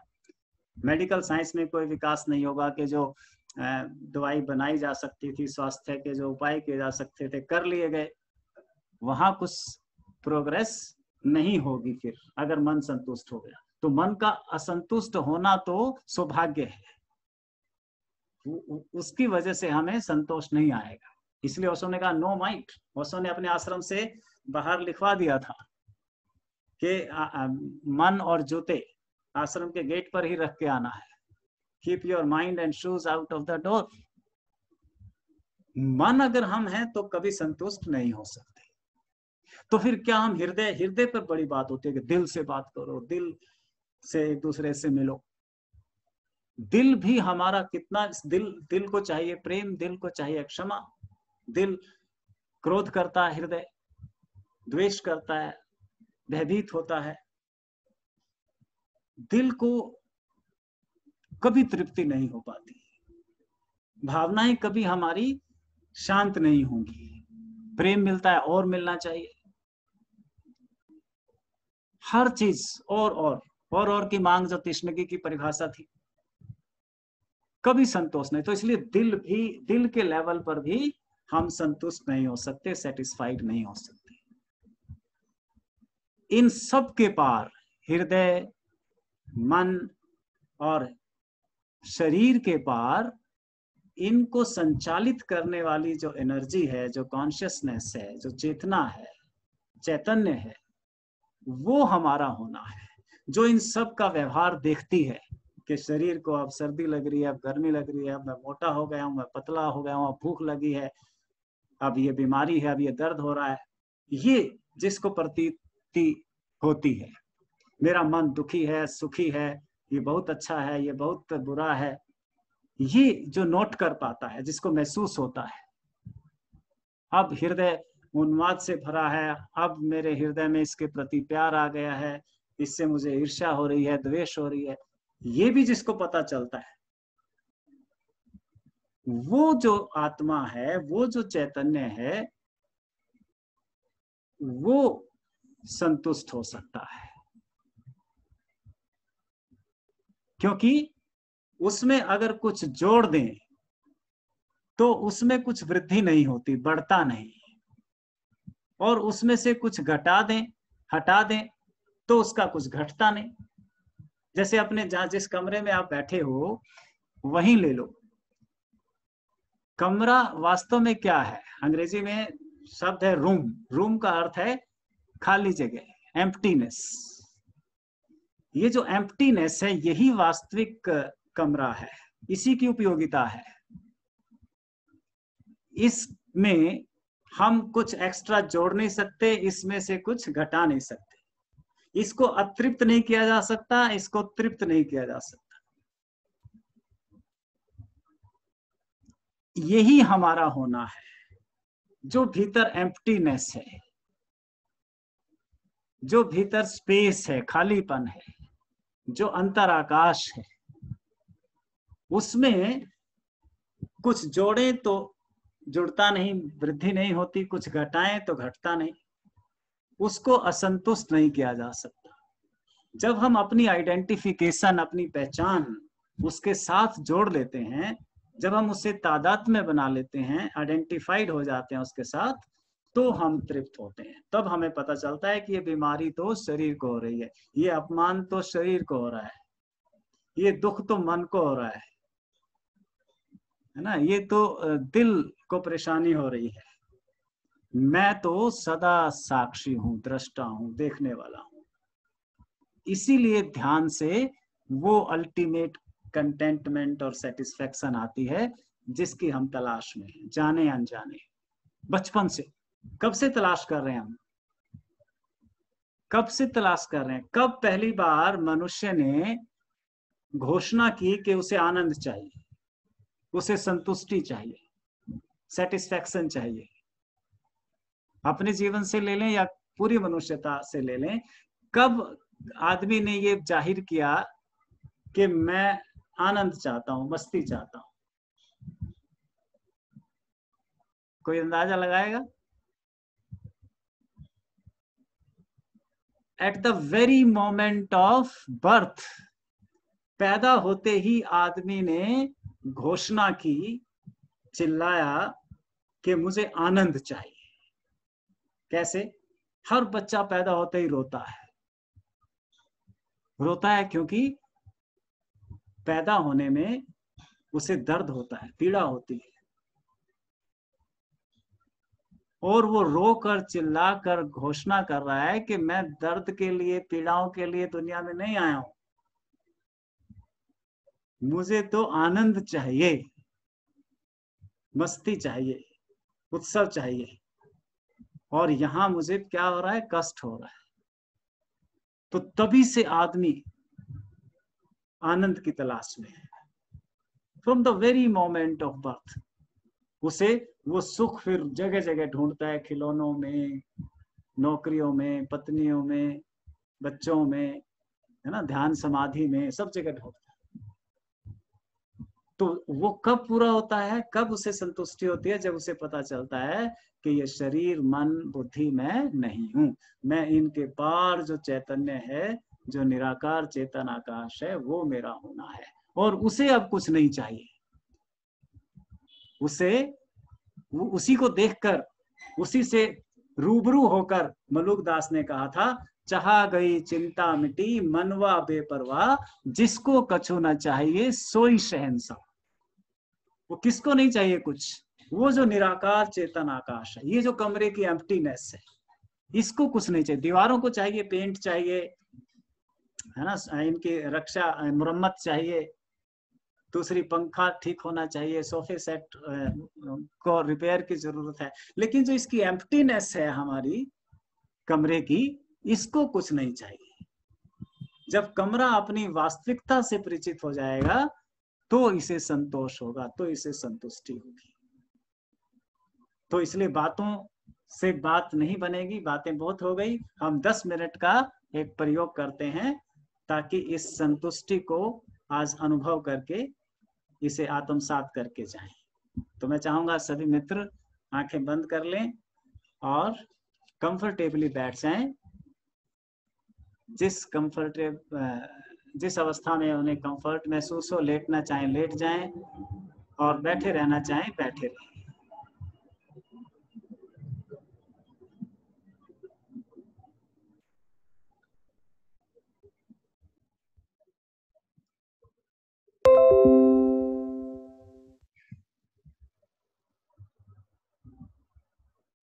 Please be comfortable. खूब विश्रामपूर्ण अवस्था में बैठें।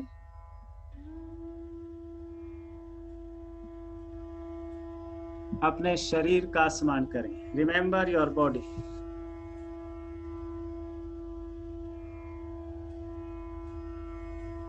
शरीर शांत है, शिथिल है, विश्रामपूर्ण है।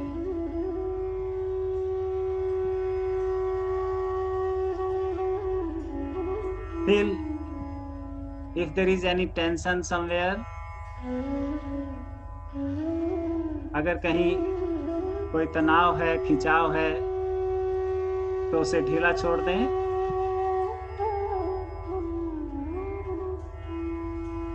Relax your body. शरीर पूरी तरह शांत, शिथिल और विश्रामपूर्ण है।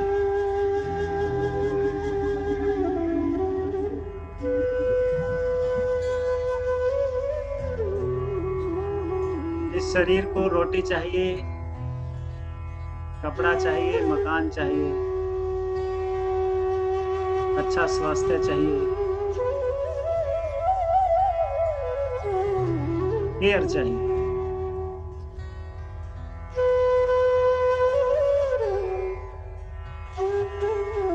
ये उस परम संतोष को, उस आनंद को पूरी तरह कभी उपलब्ध नहीं हो सकता जिसकी हम तलाश कर रहे हैं।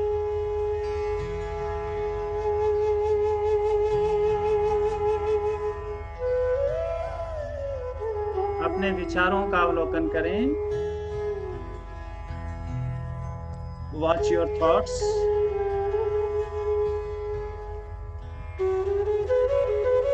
देखें विचार आते हैं, चले जाते हैं। एक के बाद एक विचार आता है, विचारों का तांता लगा है।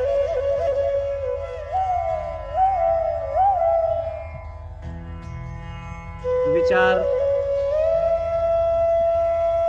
आता भी नहीं कि चला जाता है। ये मन सदा विचारों से भरा है।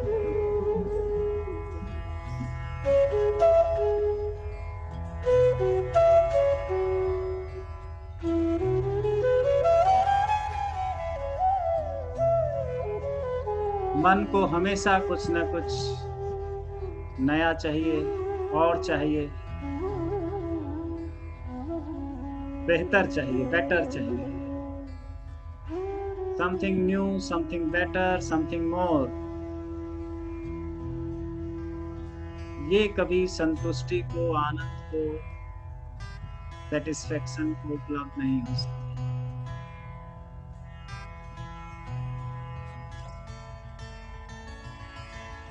Come to your emotions, feelings। अपनी भावनाओं पर आ जाएं। याद करें प्रेम के क्षणों को। कभी किसी को क्षमा किया, कभी किसी से क्षमा प्राप्त की, कभी किसी से ईर्ष्या हुई, कभी किसी से द्वेष। सदा ऊहापोह में रहता है। प्रेम है तो और प्रेम चाहिए।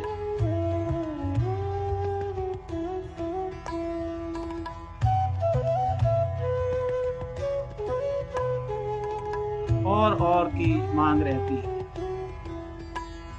हृदय भी बिना रेंदी का है। ये भी कभी संतोष को, सेटिस्फेक्शन को उपलब्ध नहीं हो सकता। जितना मिले उतना कम। जितना प्रेम, जितना अपनापन, जितनी सहानुभूति, जितनी करुणा, और की चाह बनी रहेगी।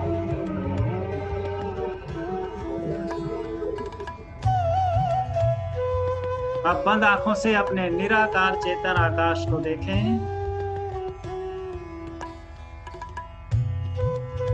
Look into the inner space before your closed eyes.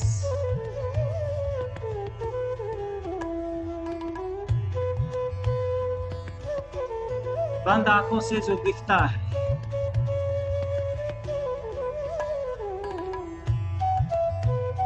जो भी दिख रहा है, नीला आकाश, काला, लाल, यह निराकार है। साकार शरीर के भीतर हमारा निराकार वास्तविक होना, यही हमारा चैतन्य स्वरूप है। यही है आत्मा।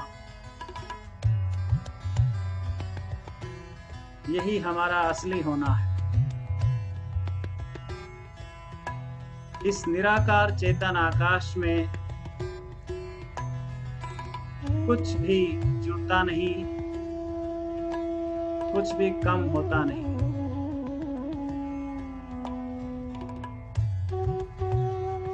यहाँ न किसी से कोई अपेक्षा है,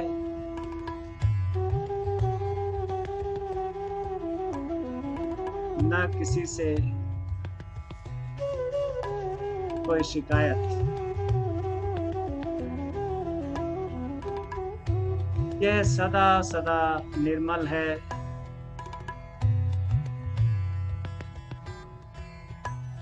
शुद्ध है।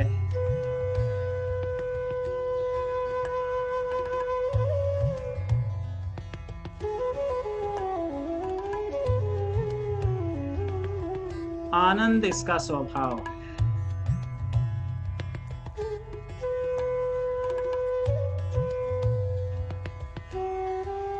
स्वयं को इसी चेतन निराकार से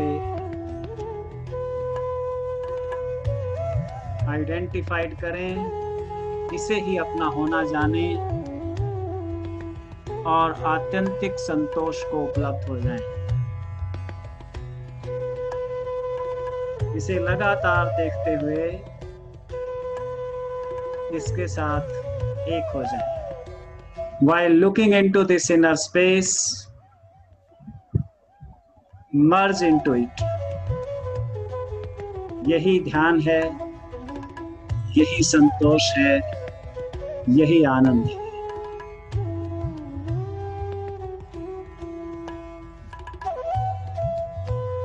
Hari Om Tat Sat.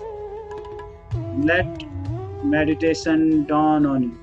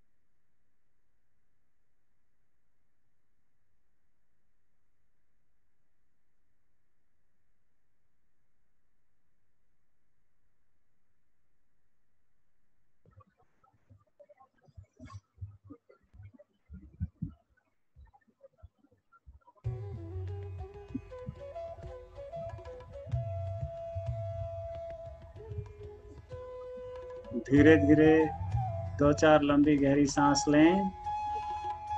Take 2-3 long and deep breaths.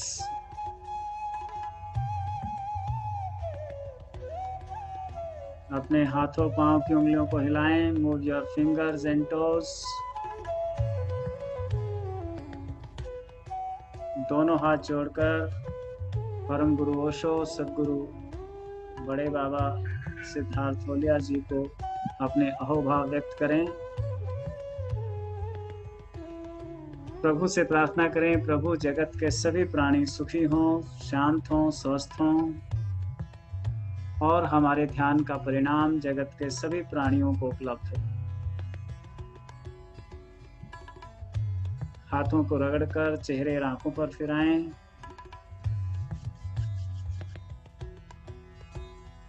और धीरे धीरे सामान्य स्थिति में बैठे।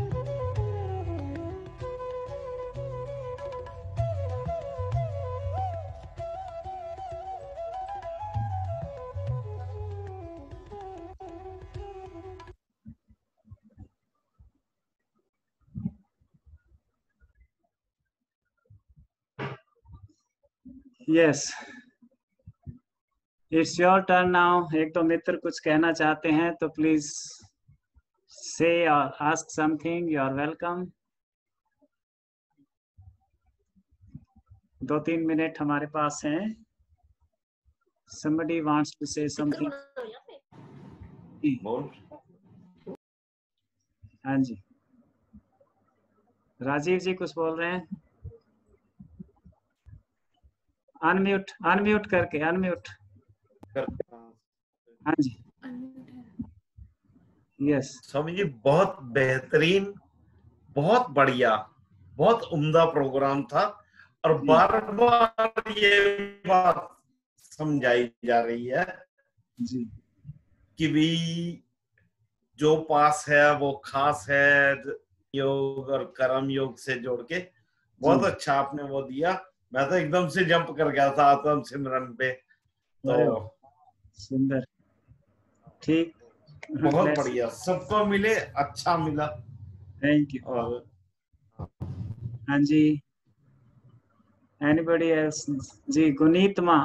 हाँ जी गुनीत जी, अनम्यूट कर ले मैम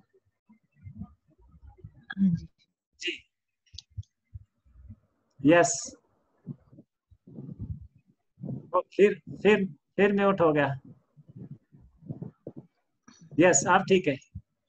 हाँ जी स्वामी जी प्रणाम। आपका प्रोग्राम सुनकर बहुत मजा आया जी। मैंने 4 समाधि की हुई है, जी। 5वीं की, तो 5वीं करना चाहती हूँ जब भी टाइम मिले। मेरी एक प्रॉब्लम है, आप जो बोलते हैं कि अपने अंतर आकाश से जुड़ो जी और साथ में अनंत नाद सुनो जी, उसमें लीन हो जाओ। जी अनंत नाद भी सुन रहे हैं, जी। अंतर आकाश में जब देखते हैं तो कहीं ना कहीं कंसंट्रेट हो जाता है और फिर उसको घुमाते हैं कि ओवरऑल देखना है। हाँ, तो फिर इस चक्कर में अनंत नाद छूट जाता है। अनहद नाद तो छूट जाएगा। जैसे हम पूरे अंतराकाश को देखेंगे, अपना पर्सपेक्टिव वाइड करेंगे, हाँ तो जी, तब अनहद नाद छूट जाएगा। ठीक है, तब अनहद नाद छूट जाएगा। अनहद नाद को पकड़ के नहीं रखना है। अनहद ठीक है, नाद वाहन है, जहाज कहते हैं ना, नानक नाम जहाज है चढ़े सो उतरे पार, है ठीक ना। है, तो जहाज पे चढ़ के हम उस निराकार चेतन आकाश में चले गए और अब उसके साथ तादाद में बनाना है। और जब आकाश के साथ घुलोगे, मिलोगे, एक हो जाओगे, तो जहाज तो छोड़ना पड़ेगा, नहीं तो ठीक है, जहाज ही डिमार्केशन रह जाएगी, ठीक isn't है, it? तो वहां हमने अनहद नाद से चिपकना नहीं है। इसलिए कबीर कहते हैं अनहद हु मर जाए। वहां जहां हम परम संतुष्टि को उपलब्ध होंगे वहां अनहद नहीं रहता।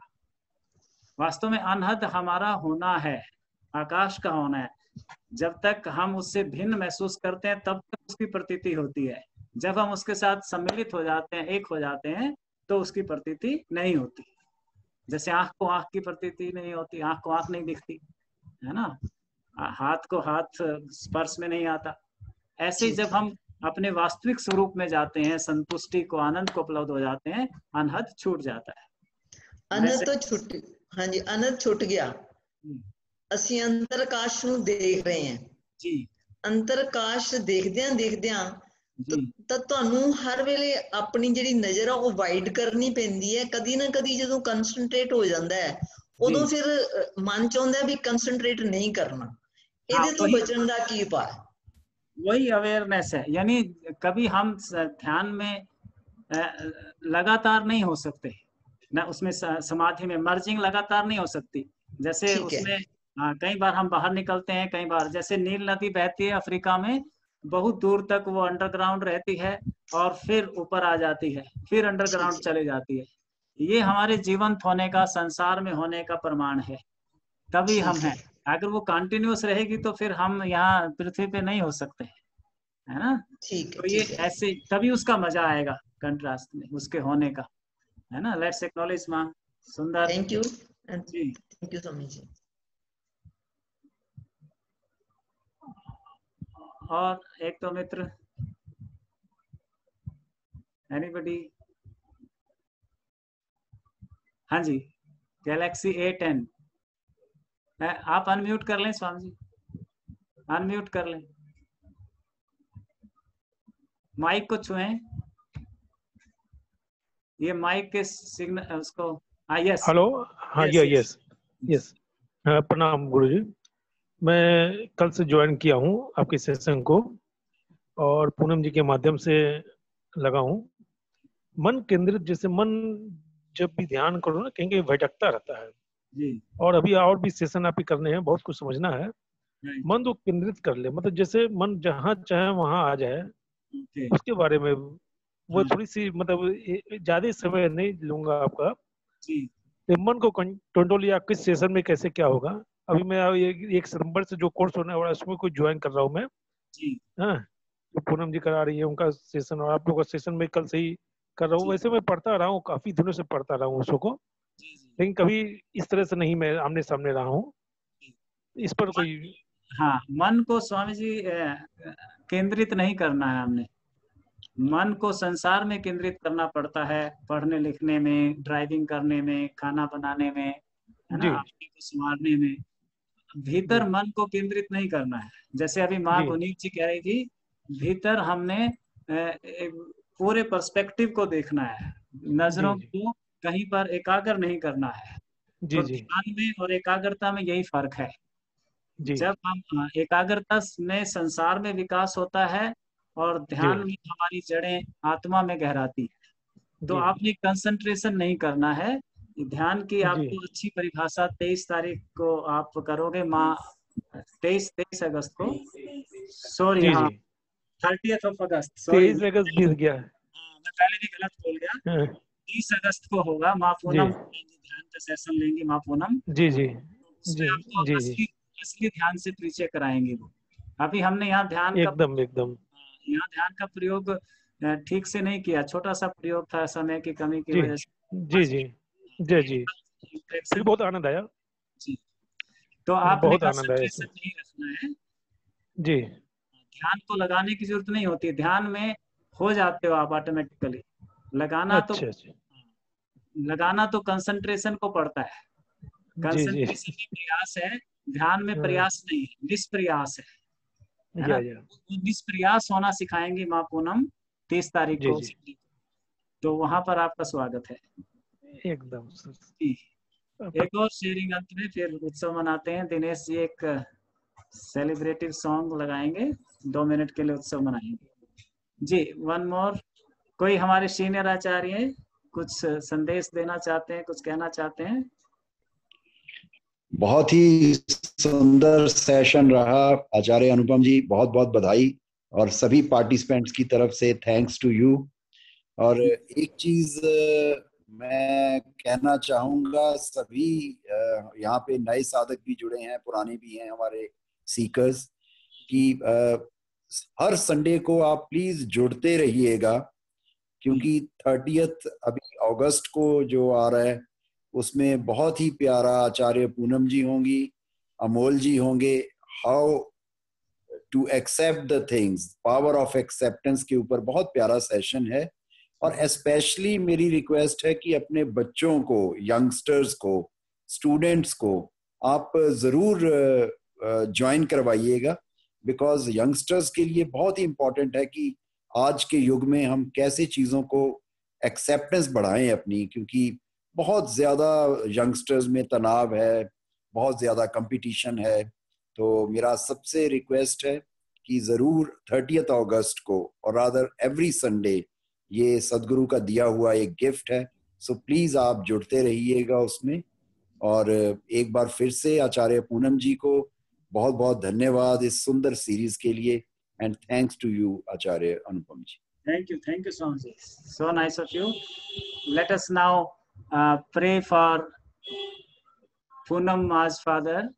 पूनम माँ के पिताजी के लिए प्रेयर करते हैं कि वो बहुत जल्दी ही स्वस्थ होकर घर वापस लौटे, भगवान ऐसी कृपा करे।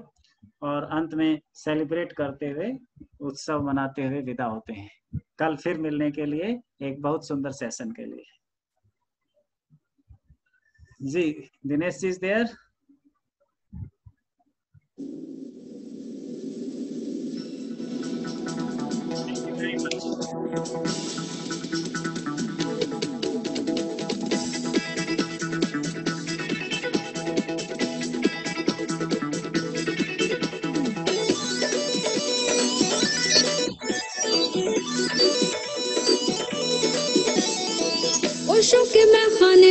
ओशो के मैखाने में ध्यान का जाम चले,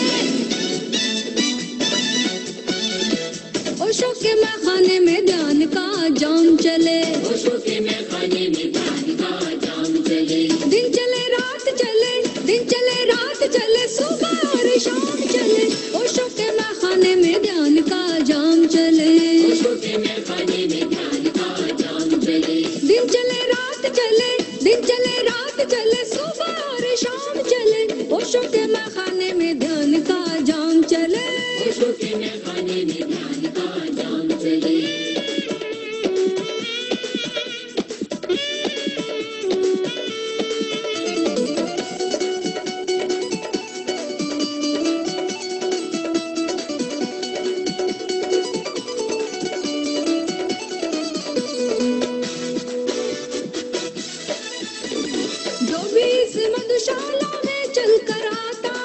कोई भी रिंद नहीं प्यासा रह जाता है, जो भी इस मधुशाला में चल कर आता है, कोई भी रिंद नहीं प्यासा रह जाता है,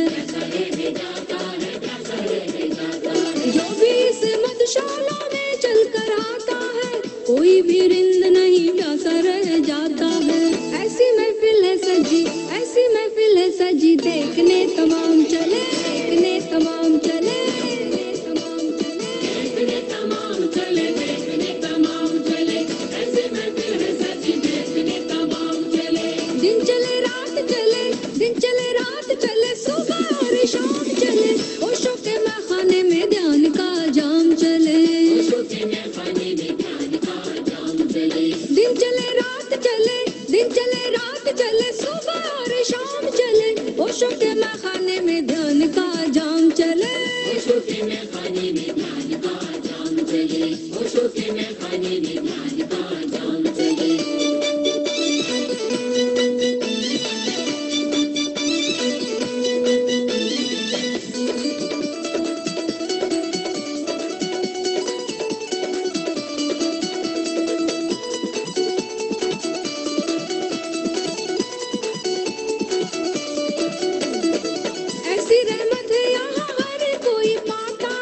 नजरे साकी से ना कोई बच पाता है,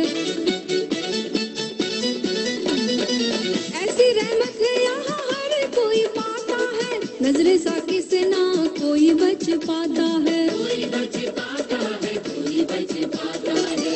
ऐसी रहमत है यहाँ हर कोई पाता है, नजरे साकी से ना कोई बच पाता है। सिलसिला ओशो का है, सिलसिला ओशो का है, जाम खासो आम चले, खासो आम चले, खासो आम चले, जाम खासो आम चले, जाम खासो आम चले, सिलसिला